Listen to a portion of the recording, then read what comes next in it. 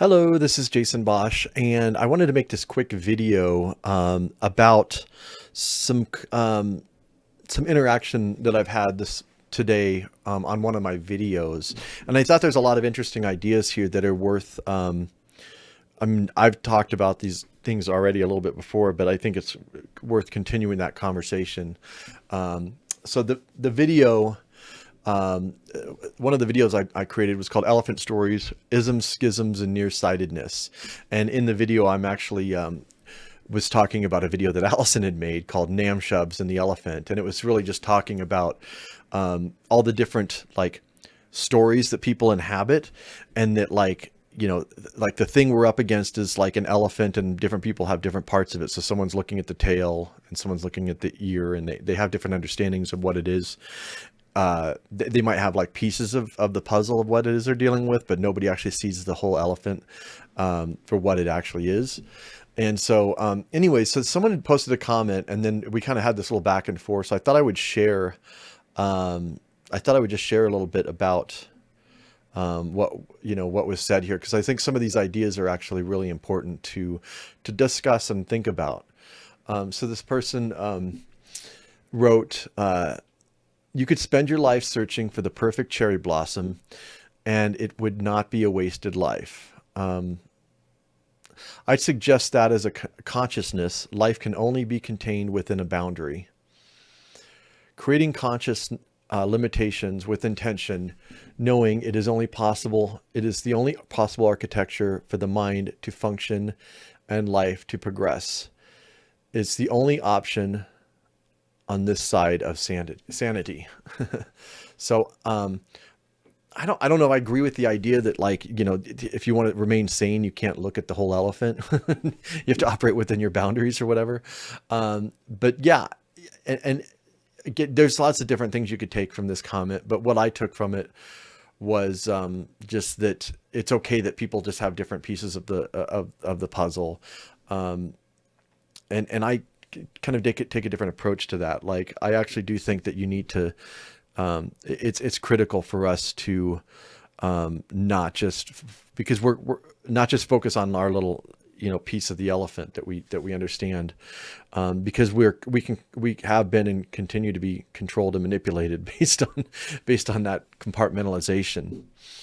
So I wrote, how do you feel about CIA, Department of Defense, Bank of International Settlements, International Monetary Fund, Federal Reserve, Bank of America, Goldman Sachs, BlackRock, Google, Amazon, Facebook, and the largest foundations, and many other like organizations establishing these boundaries? Because that is what is happening. And I could have gone on with that list of, I could have gone on. That list could have been much, much longer, but I was just trying to grab, like a snapshot of who's been doing these, who's been doing the steering and who's been creating these boundaries and these stories that we seem to be trapped within. She wrote, how do I feel about those in 100 words or less? I feel that people are losing their ground of being and their minds in response to the information firehose, and that we better get clear on the context we have these discussions in, or the younger generations will be completely incapacitated and incapable of adapting to their changing world and sanity. So on that, like, I think the idea that people are, there's too much there's an information overload, fire hose of information. I think that's true, but I also think that there's not enough information with regards to the core issues that we're dealing with. And I think that there is, it's like looking for a needle in a haystack. It's true. Like, if you, in the social media sphere, and then the alt media and everywhere, and the mainstream media, there's a barrage of information, but most of it's actually not getting to the core of it, like the heart of what it is we're dealing with. And there is a major lack of clarity. And so that is a problem. But at the same time, there's not enough information about what the fundamentals of what it is that we're dealing with. And so if this is a coordinated psyop, now I didn't quite get what she said. If this, I mean, what does she mean by this? like, because there's a lot that this could be. And I believe it is recognizing the psychology at play and counteracting it in the messaging is absolutely mission critical. So I think there's psyops that are going on for sure. I mean, psyops are part of it, but the whole thing's not a psyops. Like there really is a system that's being built to govern us, a new type of governing system that's totally different than anything we've ever seen before.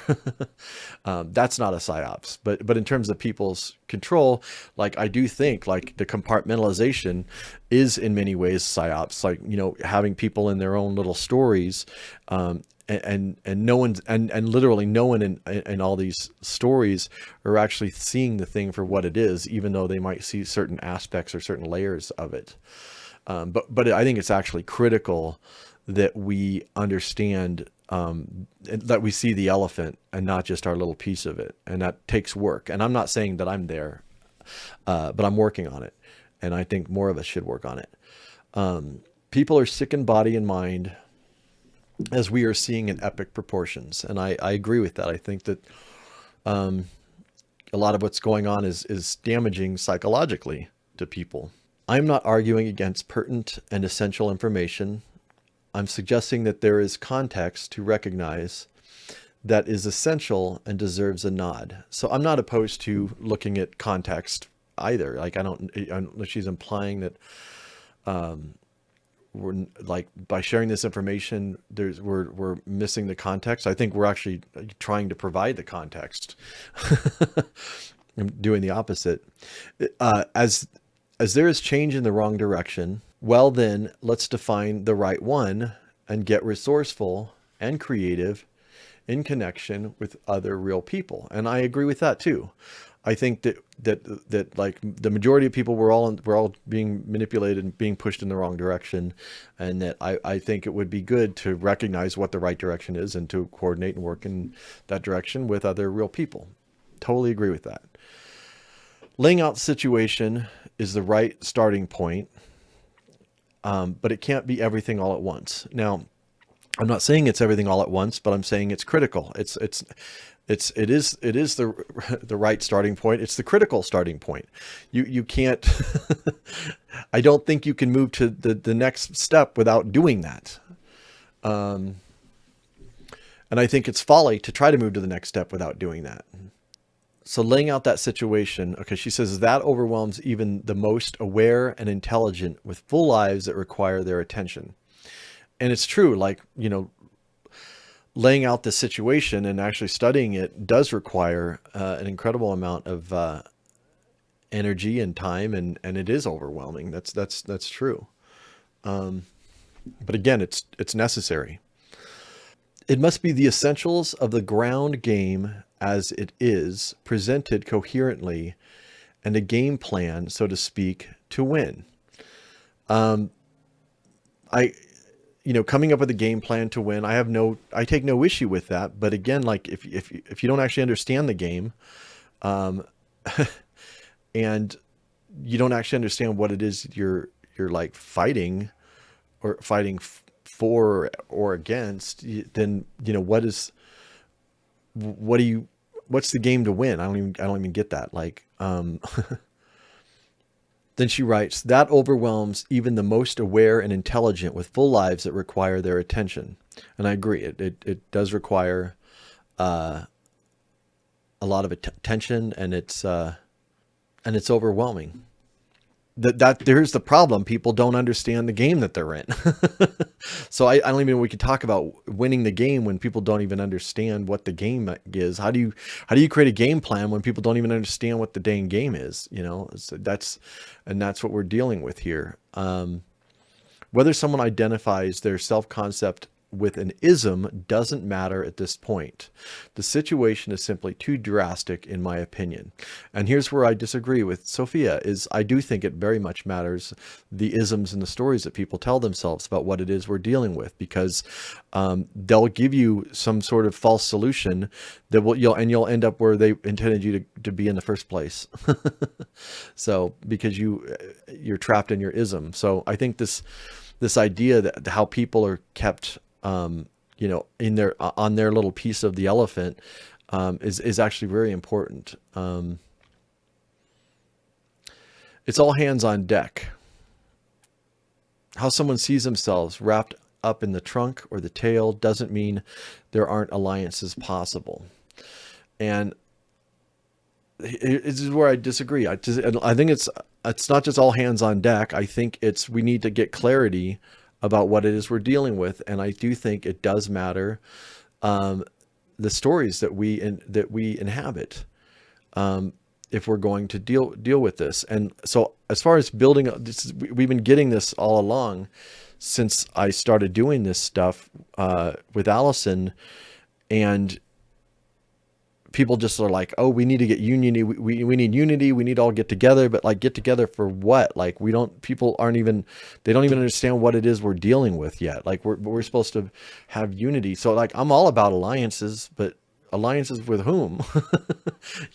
I don't see, I literally don't see any resistance at all, or even understanding of what it is that we're up against. It's kind of crazy. So yes, alliances when we're ready for that. We're not ready. We're not even in a position to even think about doing that. Sadly, I wish that weren't the case, but that's just the reality of it. And then she gives an example. I think of Washington and his allies pulling together farmers who had no shoes, who deserted every winter or died of malnourishment in the face of disease. So this is an interesting thing. They won against the greatest military in the world. Who is they? So a lot of people might argue that the farmers and all the poor people who fought, even in the Revolutionary War, their side won, but they themselves didn't necessarily win in terms of the quality of their lives. Their lives may have been just as good or maybe even better under the British rule. And we saw this with, if you look at South Africa and what happened when Nelson Mandela, and the ANC took over, and they're like, we won. Well, you talk to a lot of people in South Africa, and they're like, oh, we're still paying, exorbitant rent, and we're still living in slums, and our lives are still shit. We still have, the same masters still run everything. The same corporations still run everything, but that's sold to us as a victory, So the people fighting these battles aren't necessarily the winners of them. So the question is, who is us and who is them? A lot of times the us and them are framed within like nation states, like the United States versus Russia, the United States versus Nazi Germany or whatever. But like, you want to break that down even further.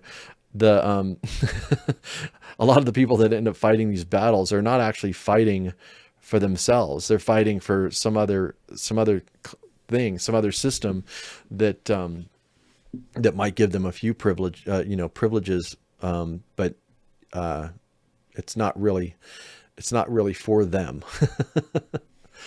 So yeah, this thing about Washington is kind of an interesting example.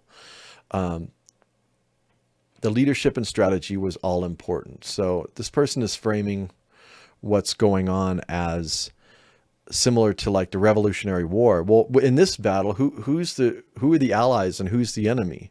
I think that's really important to get clarity about. So I don't think that's really a good example for what we're dealing with here.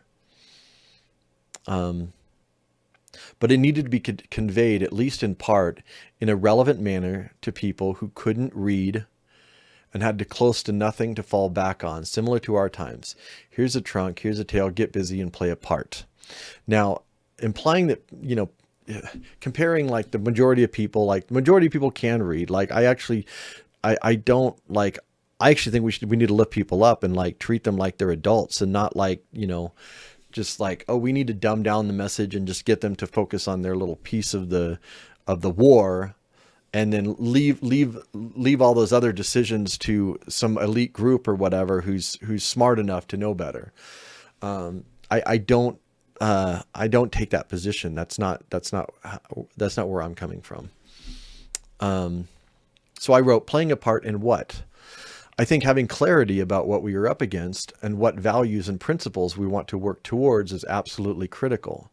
Creating unity and alliances with those whom are actually helping to build the cybernetic system of domination will not lead to any kind of victory I'm interested in. And the system being rolled out will actually remove the ability of younger generations and generations to come to have any individual agency. So there's that. If one's goals are to help young people best adapt to this synthetic system of steering, I am not an ally of that. PSYOPs exist and play a role, but the actual construction of these systems is happening. If people are not aware of these systems and at least a minimal understanding of how they operate, they will be utterly impotent in resisting or rejecting them. I'm a hard no against cybernetic smart life. So, again, creating this whole idea, we're supposed to create unity. And I don't know. So I don't know if this person is coming at it. I mean, I know like since the whole COVID thing started and there was this whole health freedom movement, which I was completely in support of, I support the efforts to push back against vaccine mandates and all these other things. But that's not the only thing, that I'm working for or against. And so, but people kind of got trapped in these things where I know the big leader that they're putting up to be is Robert F. Kennedy Jr. And there's things that I agree with him on. There's actually some things that I am not non-negotiably opposed to, that I can't ally myself with someone who is going to be supportive of cybernetic governance and these blockchain digital smart life that's being set up. And so it's really important that we have clarity about where people stand on those issues. And so, yeah, in terms of like we're in this big battle and we all need to rally around whom and what. I think that's a very important question that we need to ask ourselves. And then Sophia wrote back, I've nowhere suggested what your comment suggests. In fact, I said in context is essential starting place. So at least she acknowledges that we're as a starting place. But I do feel like that there's this idea that we just need to all rally around people and rally around some sort of fight when we don't even understand what we're rallying around and around whom and what. I'm not seeing anything that I feel. Where are these alliances that I can make where people don't understand what the problem is? It's crazy to me. So, I mean, she's kind of distancing herself from my comments, but I think that my comments do relate to what she was saying. But you guys can read for yourself, and love to hear your thoughts on this.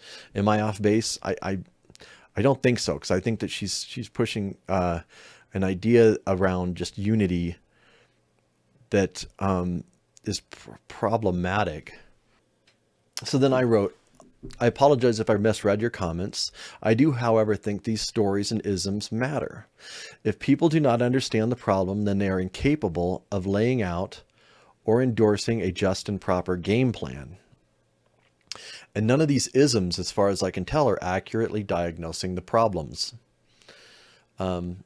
And then she wrote, while I agree they don't accurately diagnose the problem. So this is interesting. She agrees that they don't diagnose the problem. And this is the core of my argument. Like you don't talk to me about unity and getting into a battle when you don't understand, you haven't even diagnosed the problem.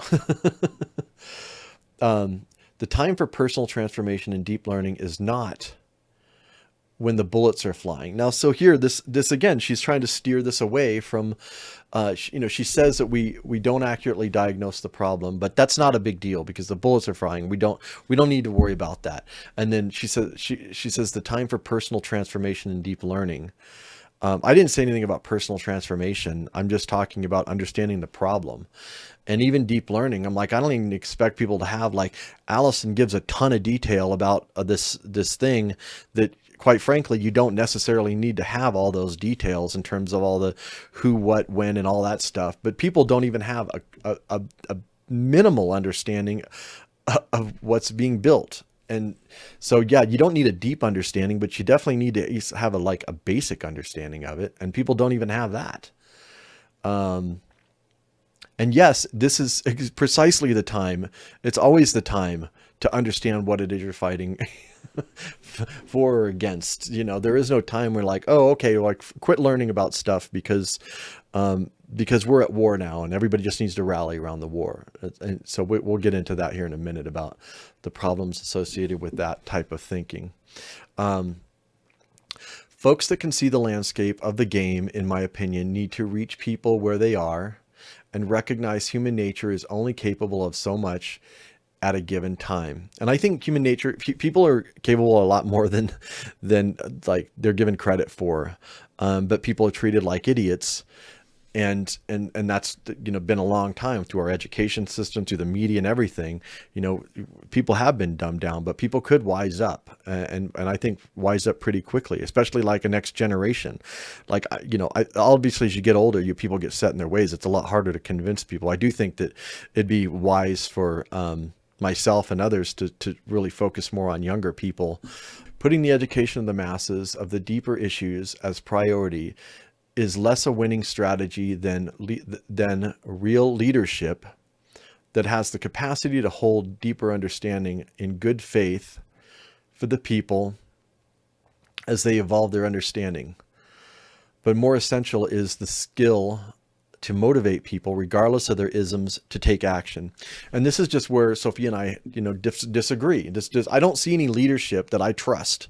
I don't trust our Robert F. Kennedy Jr. because of his background and his history. Where's this? Where am I supposed to? Where's this leadership that you're talking about, Sophia? I don't see it. So I'm supposed to have good faith that, well, they're secretly working for us. We hear this all the time. I mean, that's the whole narrative of a lot of the QAnon. There are actually these people behind the scenes that are actually working for you, and they're going to, I don't believe in that. Like, I think that if we're going to get out of this, people need to take responsibility for their own thinking and their own actions, and to actually like move away from the leadership model, because we know where that's taken us historically. Even the example of Washington, again, there are different ways to even look at the Revolutionary War in terms of who were the victors and who were the losers. And it wasn't necessarily that line isn't necessarily drawn between the nation states.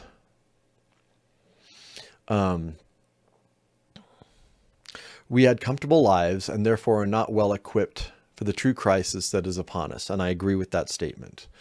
We must change how we approach the problem, in my opinion. And I agree with that as well. And conversation about people needing less isms will not win the game. And there's where I disagree with. I actually think, what's the game? What's the game? Who? So again, like, I'm curious what your definition of what the game is, and what your definition of winning is, because we might have a different understanding of that, or even get it started. But create a victor of the enemy before the first piece is even moved. Now, who's the enemy in this situation? That's a real question. Who do you view as the enemy? And I'm not even looking at enemy as terms of like an individual or anything. To me, the enemy is actually the system that's being built. So yeah, there are different individuals that are players in all of that. The individuals they're not even necessarily my enemy, even though I disagree with what they're promoting. To me, it's just the system itself. It's like, we don't want the system. This is not a healthy system for human beings and for life on this earth. And then she gives an example. Churchill's speech about fighting in the hills, the beaches, never surrender, unite people with nothing but their language and genetics in common. So in this example, I don't, I don't look up to Churchill and the idea that everyone just needs to unite together to defend the British Empire. That whole idea itself needs to be questioned, and you need to go back and look at why these things happen in the first place. Or Martin Luther King Promised Land speech that changed the way the generation saw what America even meant, uniting what uniting, that's where we need to get to, and fast. So again, she's just saying we all need to unite. And I actually do, I want us all to unite. I agree with that, but unite under what, for what purposes and for what, for what system? I don't see anything I don't see any movement that I could, unite with. I would like to, where is it? I don't know. I haven't seen it. Uniting, that's where we need to get to, and fast. So again, uniting for what? Like to stop the vaccine mandates. That's just one issue. And I'm not saying that Sophia, that's what she's saying. I'm just giving that as an example. And then she also talks about, or the MLK Promised Land speech that changed the way my generation. Okay, I'm repeating myself. The enemy has their game so far ahead of us, it's laughable. And I agree with that as well. I do think the enemy has their game far ahead of us. And I would argue that a huge, huge part of their game is keeping people in their isms. Which I feel like this is, all along Sophia was saying, she straight up said, like, these isms don't matter. Like, it doesn't, people can have their isms and still fight for a common cause. But the question is, what's that common cause? And for me, what my fight is to stop the cybernetic digital transformation system. And that's not what anybody else is doing. So, what's the fight? So she writes, I absolutely agree with the management of the messaging and complexity overwhelming the opposition and the elements involved that interfere with any meaningful resistance. So I'm not sure what she's saying here, because my point wasn't just simply about the management. I mean, it was about the management of the messaging, but to me, the management of the messaging is the isms. And as far as complexity, I don't know if I said anything about complexity, but to me, that's less of an issue than just having a basic understanding of, yes, it's complex, but it's also, there are basic outlines that you can understand without knowing all of the details, all of the complexity of it. But having a basic understanding of generally what it is critical. I only point to a trajectory that goes by faith as much as sight. And then she writes, the French resistance had outrageous problems that cost many lives, but there was a beating heart that many, apart from sociopaths that wanted to blow shit up, were willing to sacrifice for.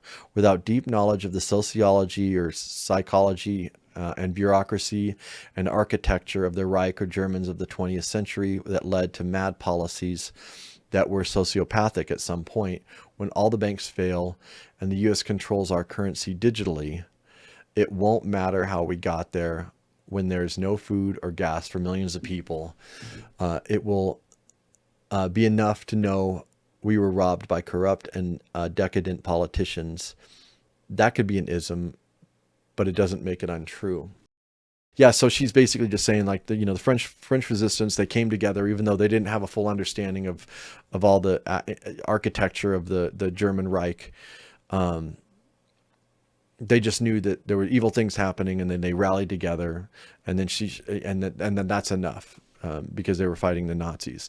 Well, I'm arguing that they wouldn't have had to fight the Nazis in the first place if they would have actually understood not just the German architecture, but the larger global architecture that put the Nazis in power in the first place, which is what I'm talking about, which is still with us, by the way.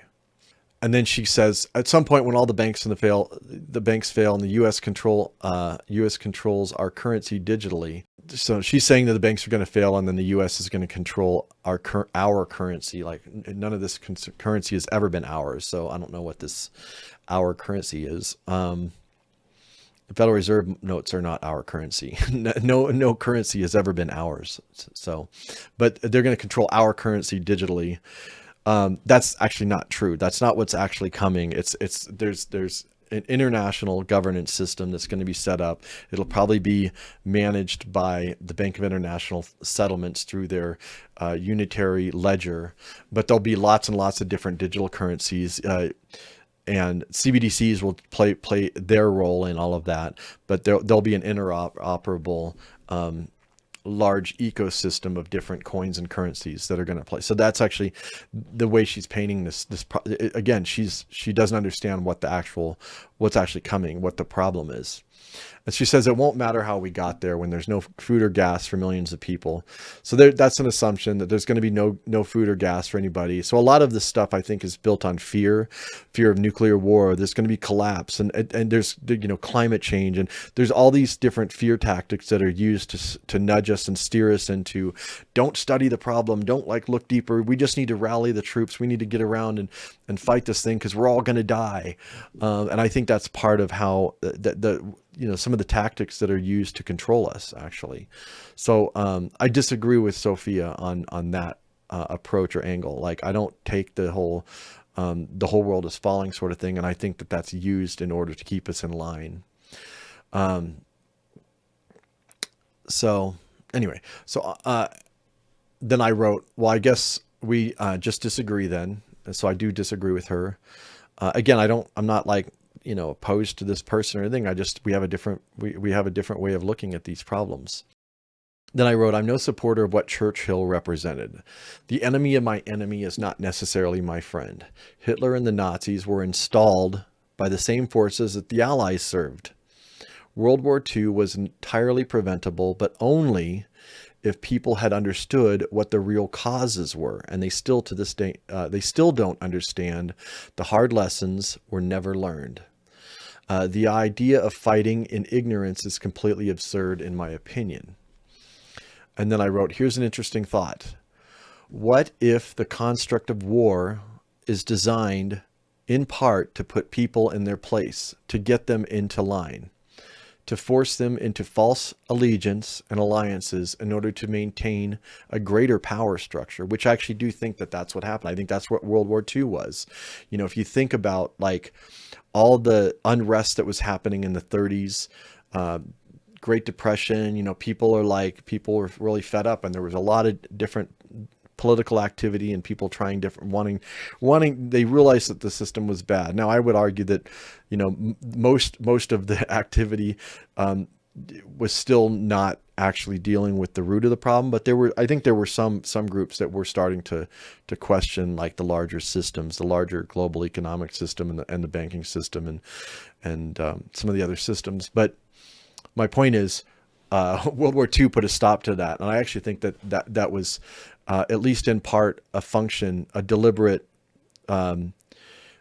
premeditated function of World War II. And that's a very different view of history than is popularly known, but I think it's an accurate one. And then she wrote, you mistake the metaphor of an inspirational leader that manages to motivate his country in a nearly impossible crisis with my advocacy of everything Churchill did or World War II as a whole. This is not the point I made in the slightest. Then omitting the example of MLK and the civil rights movement. Okay, thanks for the conversation anyway. So, she did bring up Churchill, and I just didn't think it was a very good example. So, and I wasn't implying that she advocates everything that Churchill did. I just made the statement that that's not someone that I look up to. Let's see. Then she says, by the way, I'm well aware that World War II was a festering boil from the World War I and the elite financiers that were ironically bankrolling Hitler and the Bolsheviks from their cozy catbird seats. So, I mean, you acknowledge that. That's the point. That's my whole point. So that's good that she understands that. So, but I still don't understand it. I don't know how you can understand this thing and then still be advocating for what you're saying, which is, well, it's war. We just need to rally the troops and fight. I just have a different approach to that.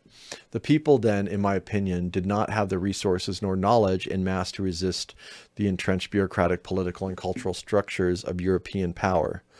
And they'll never have that unless we start working towards that, which is what I'm trying to, in my tiny, tiny little way, trying to help contribute to. And I wish more people would start working, towards that bigger goal. And she brings up, Martin Luther King and the civil rights movement. And I like that. One of the ideas behind that was keep your eyes on the prize, keep your eyes you're going to get distracted down here by these little battles and stuff. And I actually really admire a lot of the things that Martin Luther King did in terms of, keeping his eye on what it was they actually wanted. Even though, I would disagree with King on certain issues in terms of the solution through like for example, socialist programs or whatever. Though I think those are nice short-term band-aids, but that's not actually dealing with the root of the problem. But he did understand certain things, and I appreciated a lot of aspects about that. But that idea of keeping your eyes on the prize, well, you have to understand what the prize is in the first place. So anyway, so she says the people did not have, and I would, argue they still don't have the resources or knowledge to resist these systems. And in this situation, it was bureaucratic, political, and cultural structures of European power. But the reason why they didn't is because they weren't working towards it. And there was, the leadership that we're supposed to get behind, wants to keep people dumb. They don't want you actually thinking about these issues, or, you're just supposed to rally behind some leader. And I think that is always been, and will be a failed approach. Just rally behind the leader. I think we need to move away from that approach.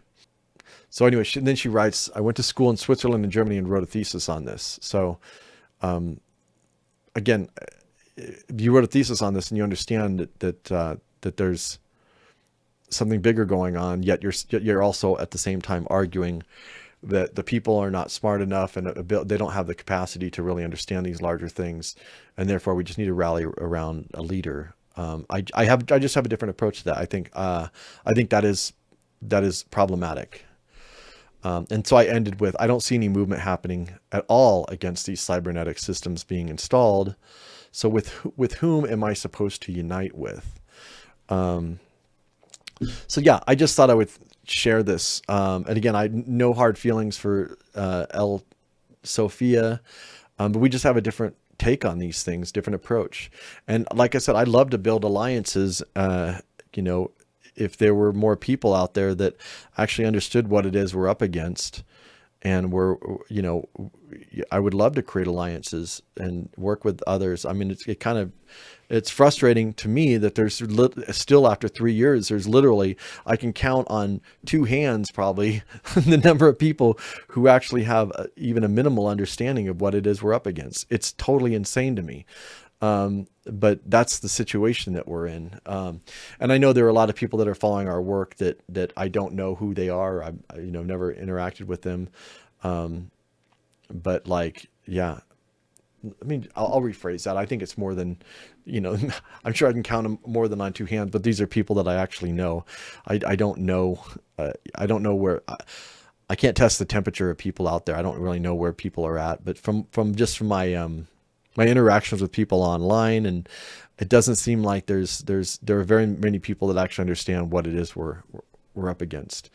And so just rallying around a leader, I don't think is the solution at this point, or ever.